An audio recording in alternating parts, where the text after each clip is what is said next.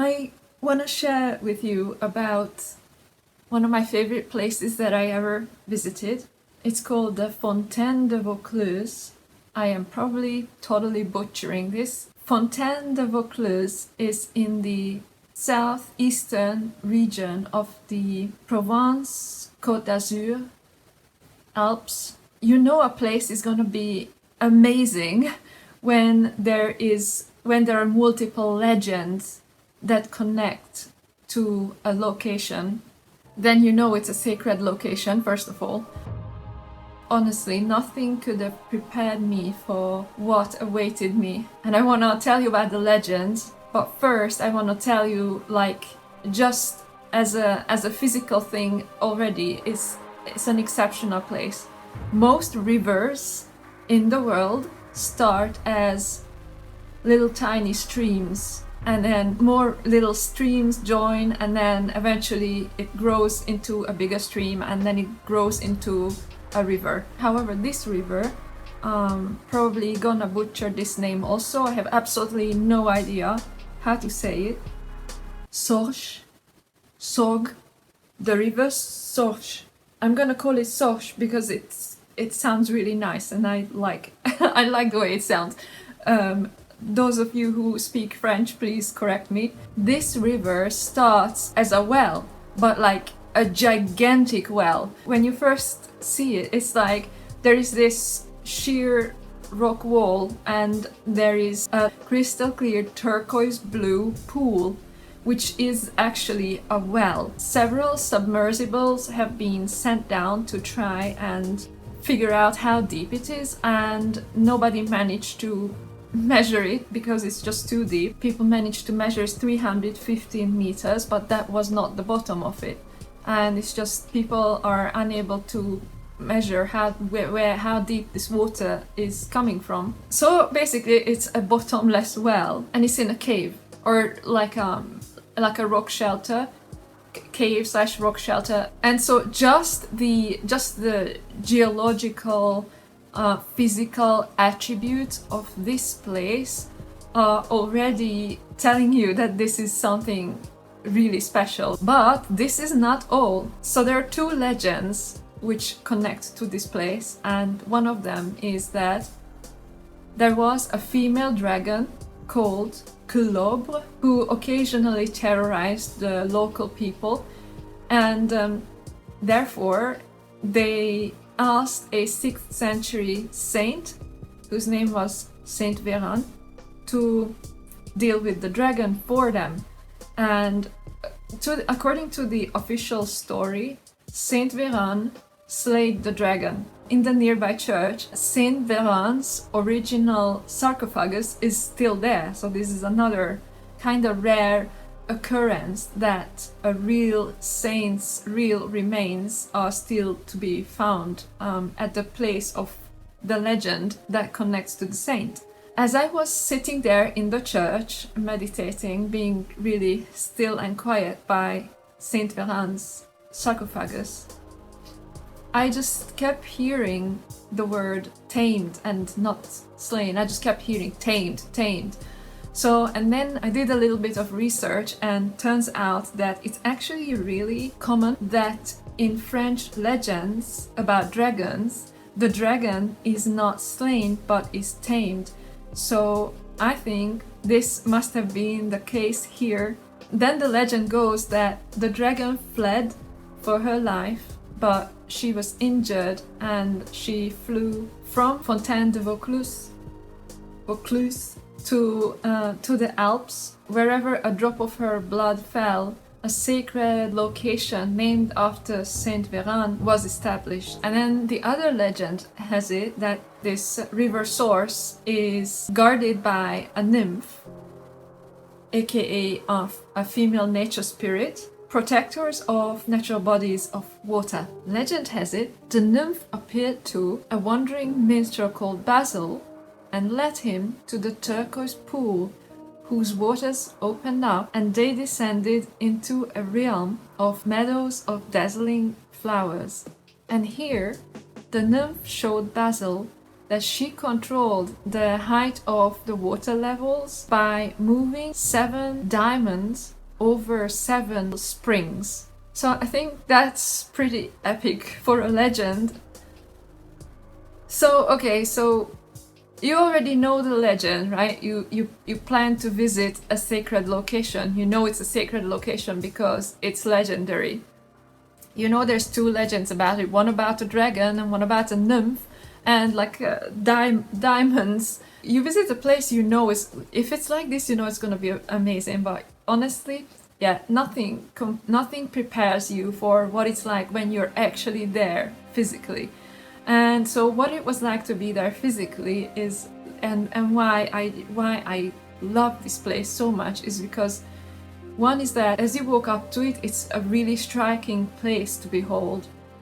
And as I was standing there above the pool of water, I felt a presence that could have been a nature spirit for all I know, but it felt like, yeah, it felt like a natural presence. And as I was standing there, there was a guy who was walking his dog, and I noticed that the dog stopped and was staring exactly to the spot where I felt this presence. So okay, that was already quite something, but you know, I could have just ignored it.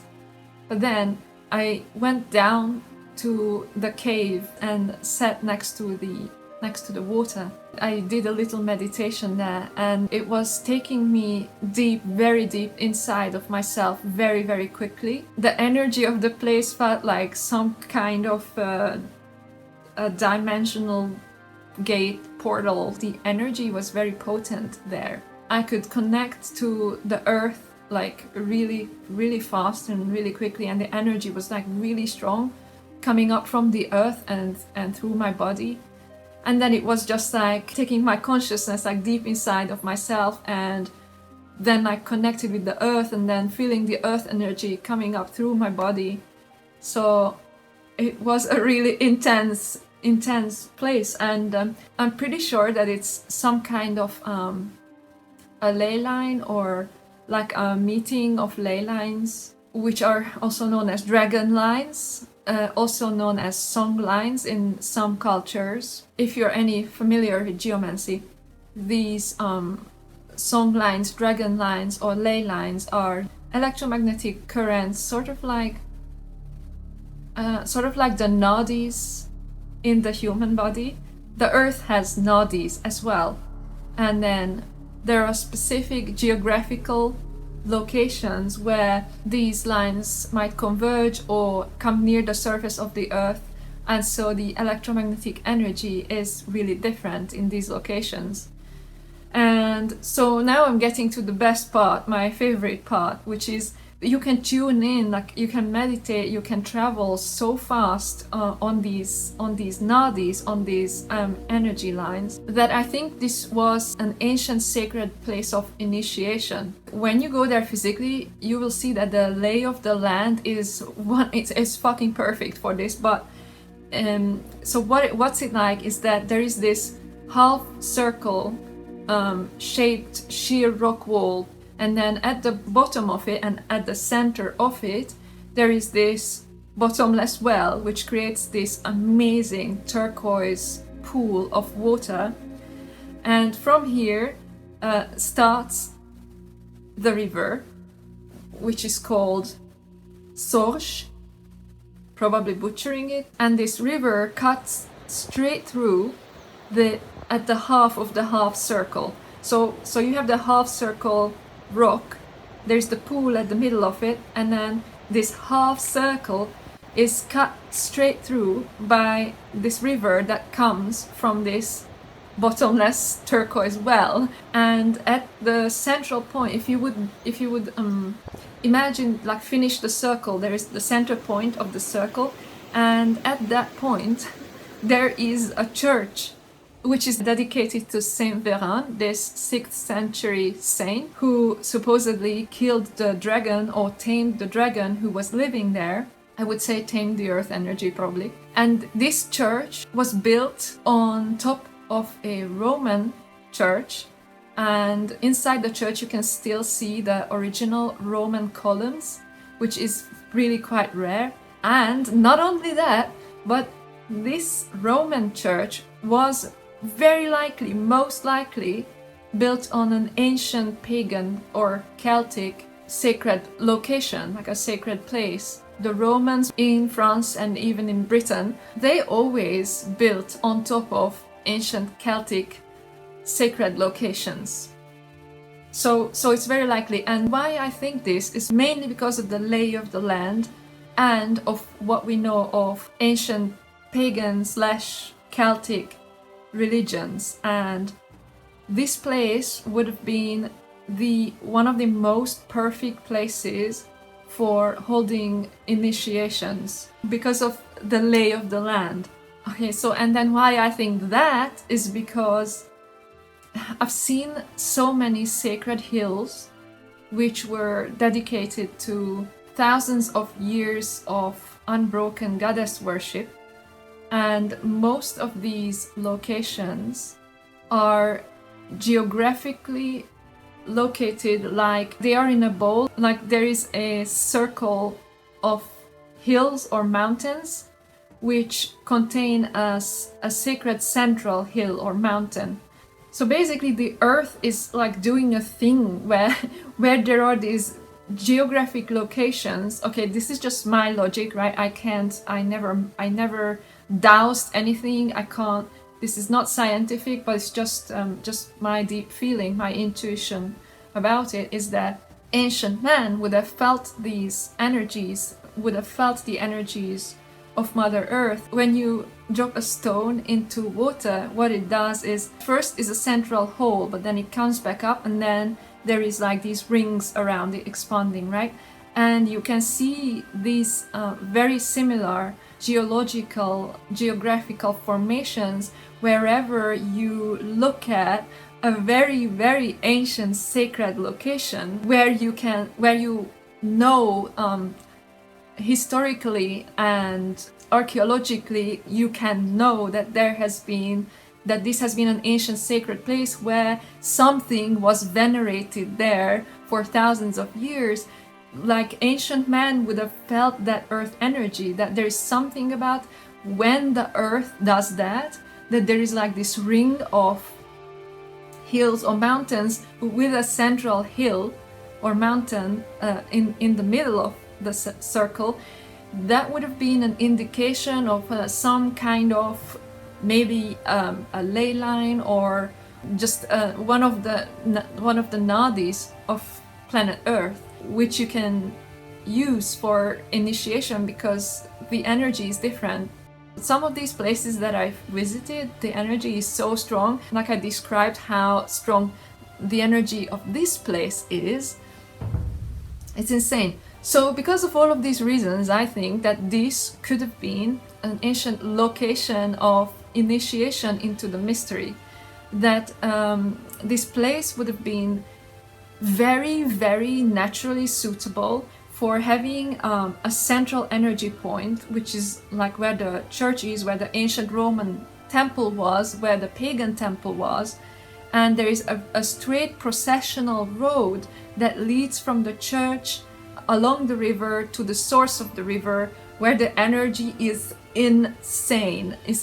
The other thing that you might be able to pick up on is that like when there is more water, the water must be coming up with such power.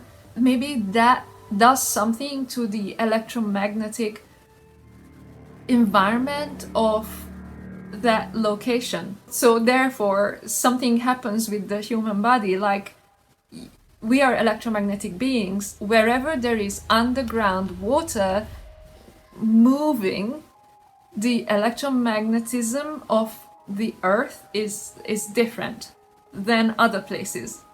So that's why these places, ley lines, and these energy spots, these nadis of planet Earth are suitable for, don't know, doing stuff with like your finer bodies and the finer bodies of the Earth. And I don't know exactly what happens, but like I say, It's a supremely suitable place for initiation into the mystery, especially for masters of that. And I could imagine that it would have been a really amazing place of initiation into the mystery. See you in the next video.